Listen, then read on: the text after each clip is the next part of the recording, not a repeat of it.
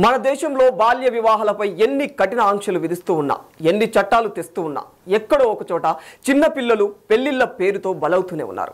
కుటుంబాన్ని పోషించే స్తోమత లేక ఆడపిల్లలు పుడితే ఎలాగైనా వదిలించుకోవాలి కదా అనుకొని అంత చిన్న వయసులోనే ఆడపిల్లలను పెళ్లిళ్ళు అనే ఊబిలోకి తోసేస్తూ ఉన్నారు.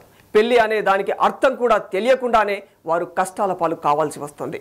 అయితే కర్ణాటక రాష్ట్రంలో కూడా ఇలాంటి ఓ దారుణ ఘటన జరిగింది.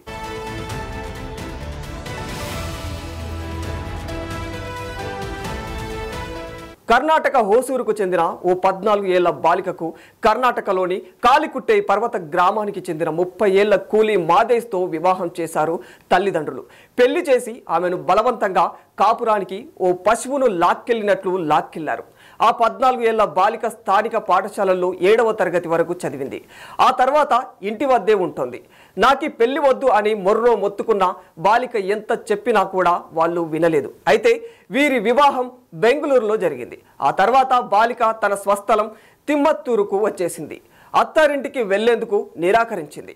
ఆ బాలిక ఎంత చెప్పినా కూడా ఆమె తల్లిదండ్రులు, బంధువులు అస్సలు పట్టించుకోలేరు.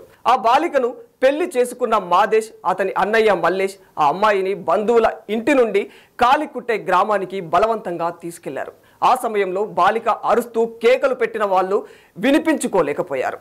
ఓ గొర్రె పిల్లను బలవంతంగా బలికి తీసుకెళ్లినట్లు ఎత్తుకెళ్లిపోయారు. అయితే ఈ దృశ్యాలను ఎవరో సెల్ ఫోన్లో రికార్డు చేసిన సోషల్ మీడియాలో పోస్ట్ చేయడంతో ఈ విషయం కాస్త వెలుగులోకి వచ్చింది. ఆల్ ఉమెన్ పోలీస్ స్టేషన్ ఇప్పుడు ఈ విషయంపై దర్యాప్తు చేస్తుంది. అలాగే బాలిక అమ్మమ్మ పోలీసులకు అధికారికంగా ఫిర్యాదు చేసింది.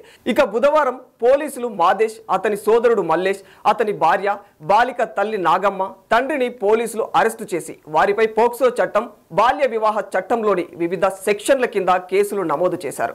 ఆ బాలిక ఇప్పుడు తన అమ్మమ్మ ఇంట్లో ఉంటుంది.